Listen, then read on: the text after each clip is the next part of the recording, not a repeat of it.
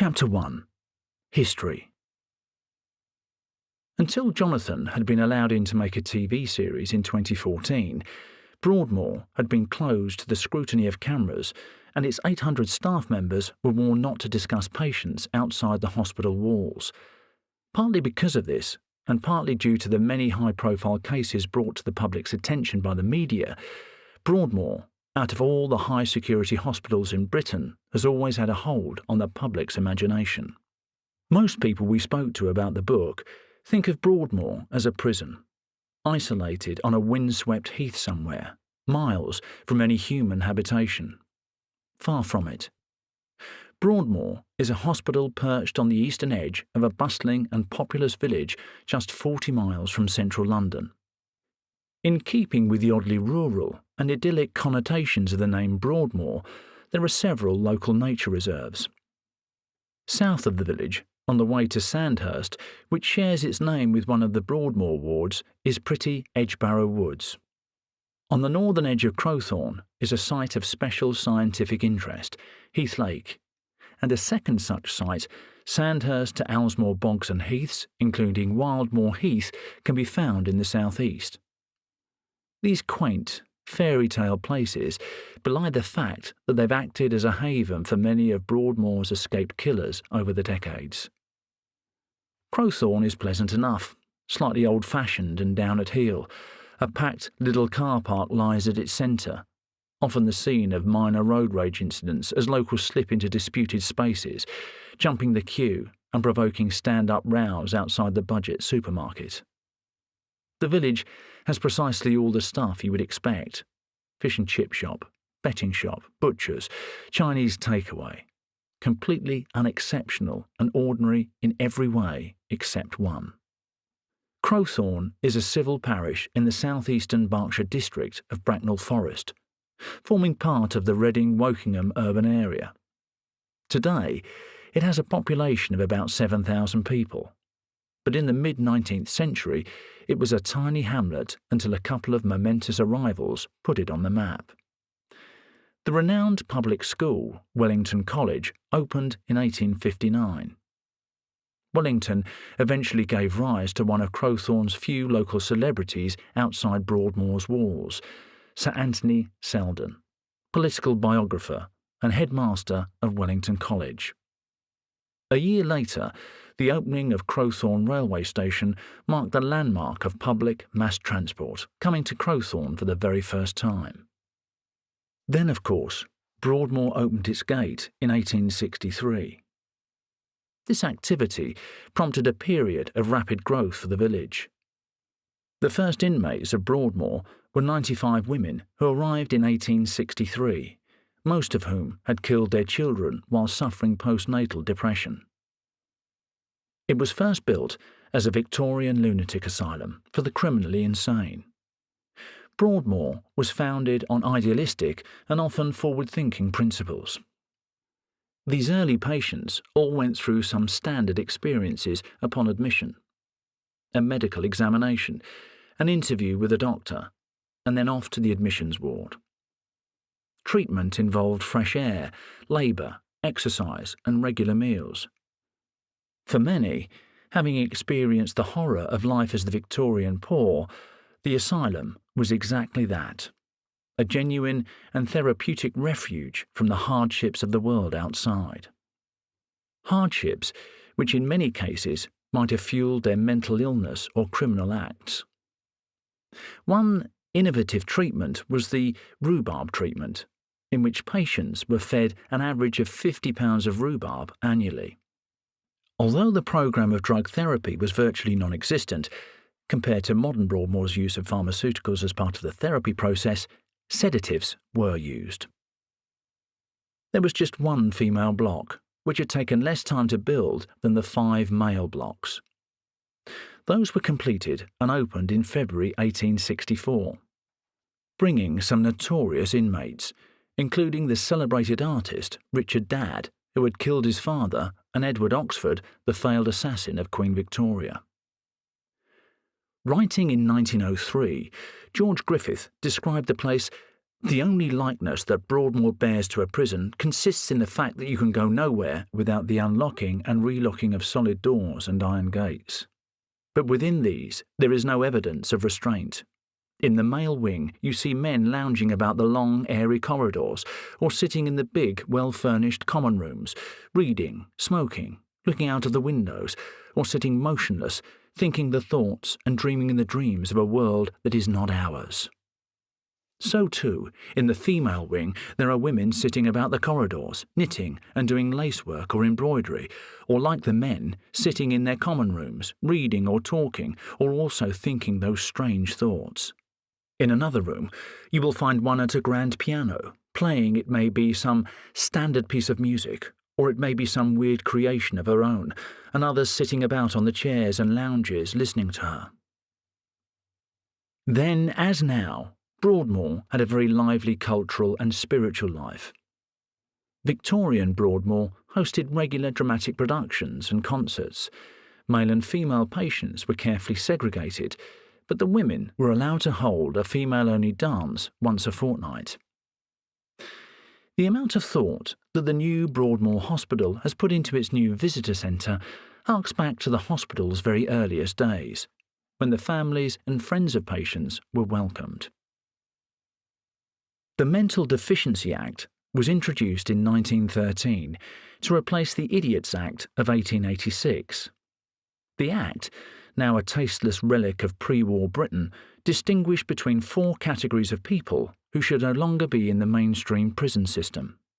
These were idiots, people so deeply defective in mind as to be unable to guard against common physical dangers; imbeciles, able to protect themselves from common dangers, but not capable of caring for themselves. Imbeciles were thought of as more intelligent than idiots, but still incapable of managing themselves or their affairs. And feeble-minded persons, more intelligent than an imbecile, and therefore able to support themselves to some extent, but with defectiveness still so pronounced that they require care, supervision, and control for their own protection or the protection of others. There was another vague category, just called moral defects, who displayed some form of mental defect, alongside strong, vicious, of criminal propensities on which punishment had little or no effect. The fundamental aim of the Mental Deficiency Act was to remove the mentally ill from prisons and poorhouses and place them in specialist mental deficiency colonies. The idea of colonies was based on Winston Churchill's now breathtaking proposal to the House of Commons in February 1911 that those who were thought to be mentally defective, according to a report he had read nearly 150,000 people, should work in forced labour camps. In addition to being guilty of a crime, anyone deemed to fall into any of the 4 categories above could also be placed in one of the colonies if they were thought to be homeless, abandoned, neglected, unschoolable, or habitually drunk. At one point, these criteria led to almost 65,000 people being placed in colonies or other institutions. Many of these people were simply convicts, who were free to leave when their prison sentence expired, and not considered to pose a lasting danger to the general public. For the first 50 years of its existence, Broadmoor was the sole facility of its kind serving England and Wales, until Rampton opened its doors in 1912 to service the north of England. In 1959, the Mental Deficiency Act and the Lunacy and Mental Treatment Acts were replaced by the Mental Health Act. The biggest achievement of the Act was removing the legal distinction between mental deficiency and mental illness. The main direct implication for Broadmoor was that it became possible to admit non-offenders for the first time, acknowledging a proactive approach to those with dangerous, violent or criminal propensities. From 1863 to 1949, Broadmoor was a criminal lunatic asylum under the Home Office. During that time, a medical superintendent was in charge of the daily administration of the hospital. When Broadmoor Criminal Lunatic Asylum became Broadmoor Institution in 1949, it was vested in the Minister of Health and placed under the management of the Board of Control. but also still administered by a medical superintendent. Then, in 1960, it came directly under Ministry of Health Management as a special hospital for mentally disordered persons who, in the opinion of the minister, require treatment under conditions of special security on account of their dangerous, violent or criminal propensities. Of course, as with any institution, the culture was driven by those in charge, even more so than by those changing government acts. The 1895 appointment of a prison medical governor, Dr. Richard Brown, drove patient numbers up and saw a much stricter regime. His two successors, however, Dr. Baker and Dr. Sullivan, had a more humane approach, taking the field back towards more of an asylum than a prison, by offering greater chance of work, play, and for patients to engage in their own treatment. Many staff and patients speak not of just Crowthorne, but of Broadmoor itself as a village. This quaint and startlingly odd terminology might at first be taken as ironic. In actuality, it seems intended to tame the notion of Broadmoor as a volatile and violent environment, alienating and atomised. There is a saying, there is time, and then there is Broadmoor time. For the less unwell, who are acutely aware of their surroundings, it is often agonisingly slow. Patrick McGrath is a writer, whose father, Pat McGrath, became Broadmoor's last superintendent in 1957. McGrath and his family lived in an expansive Victorian villa near the main gate, which his parents named Kentigern, after the patron saint of Glasgow, where they'd grown up. Kentigern came complete with a pond, grounds, servants' quarters and so on. Patrick McGrath had friendships with parole patients, and he also described patients being employed in a series of artisan workshops and staff versus patients sports days. As a child growing up on the Broadmoor campus, he had a level of interactions with patients that is jaw-dropping now. McGrath visited Broadmoor again many years later and was struck, as many others have been, by the taming and corporate blandness creeping into the place, with lawns and offices replacing wild spaces and his childhood home. He was disturbed by the walls, fences, floodlights and control room. The cash shelled out on the high-tech set of barriers would have been better spent on patient care, he felt. Maybe McGrath's childhood Broadmoor was brilliant at the gentler bits of therapy and care, but its security levels to modern eyes look woefully dodgy. Gwen Adshead is a psychiatrist and a doctor who has lived and breathed Broadmoor for 30 years. Gwen is a Christian and someone who believes that evil acts exist. Her memories of Broadmoor stretch back to the 80s. I remember visiting when I was still a very junior doctor, having only just completed basic training in psychiatry. I remember that I visited Broadmoor on what was a regular open day during the week when members of the public and professionals could visit for an afternoon. The afternoon began with a talk and then an escorted trip around the hospital, looking at various wards and workshops. I remember the feeling of anticipation, as I had the same fantasies as everyone else and found the idea of Broadmoor to have a Gothic quality, with its dark brick walls and its forbidding nature. I remember the first time feeling incredibly naive and being patronised by the nurses who worked there, who were in fact all members of the Prison Officers Association, and acted very much as prison officers wearing uniform that had epaulets and badges. They very much took the approach that the visitors knew nothing and had to be protected from their own naivety. Like the patients, we were corralled and had to walk around in a crocodile-like school, with restrictions on what to do and what not to do. I remember that we were taken to see one of the men's workshops, where the men were making bricks, and we saw the women's workshops, where the women were sewing. I remember that my friend and I both found visiting the hospital oppressive and found the sexism of the workshops very dispiriting. We went to the pub afterwards and felt very gloomy about Broadmoor as a place, and I remember feeling glad to get away and having a strong sense that it would be professionally unethical to work in such a repressive and authoritarian kind of place.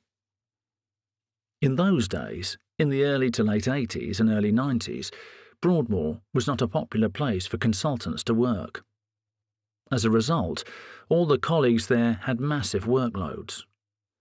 One colleague of Gwen's notoriously had 70 patients.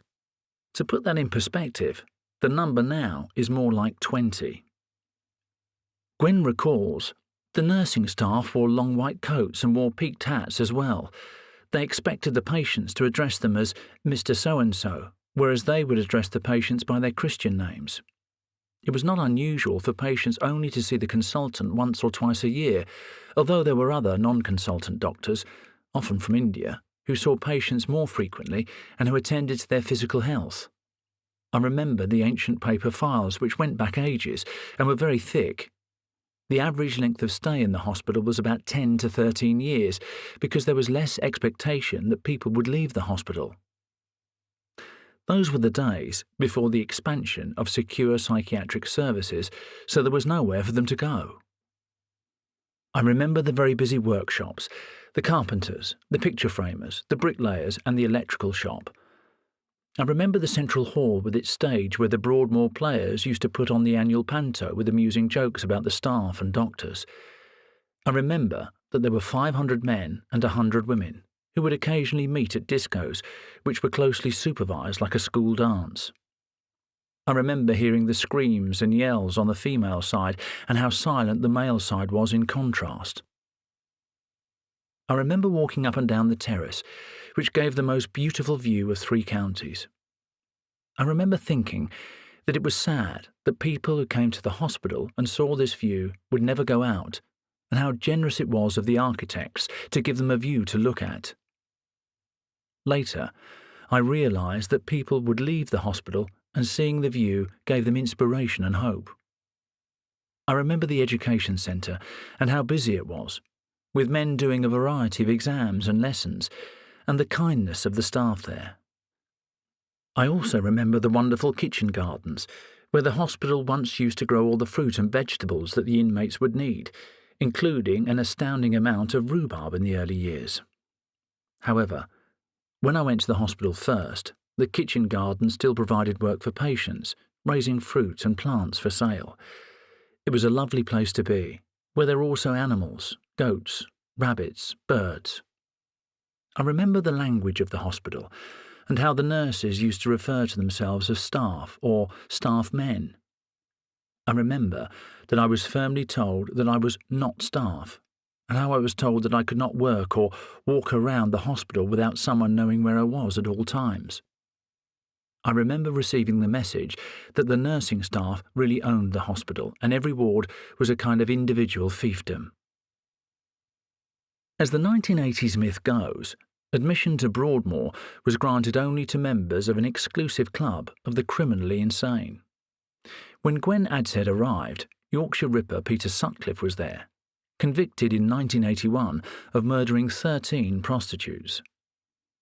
Kenneth Erskine, the Stockwell Strangler, who murdered 7 elderly people in 1986, is still there, and London nail bomber David Copeland, who targeted blacks, Bangladeshis and gays, killing 3 people and injuring 129, of whom 4 lost limbs, has also spent time in Broadmoor.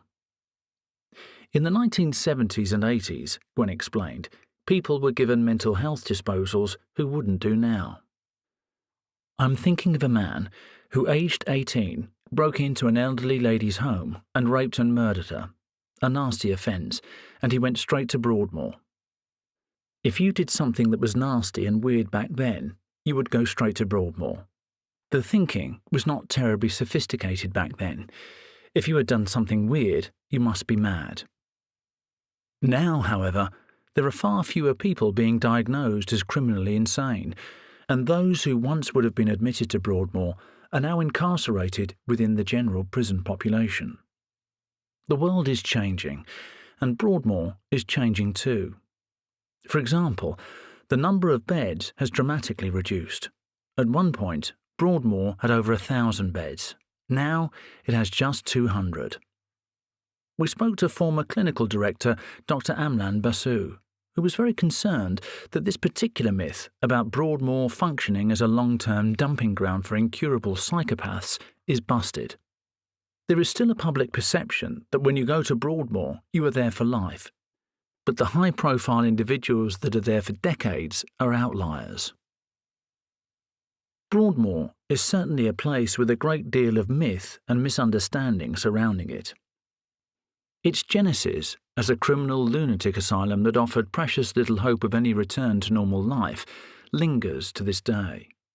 But, as we will see, Broadmoor offers hope to its patients, the hope of rehabilitation and the hope of one day returning to the outside world a changed person. I'm Nicola Tallant and you're watching Crime World, a podcast about criminals, drugs and the underworld in Ireland and across the globe. Make sure you subscribe to our channel and turn on notifications so you can be the first to watch all our latest episodes. You can also listen wherever you get your podcasts.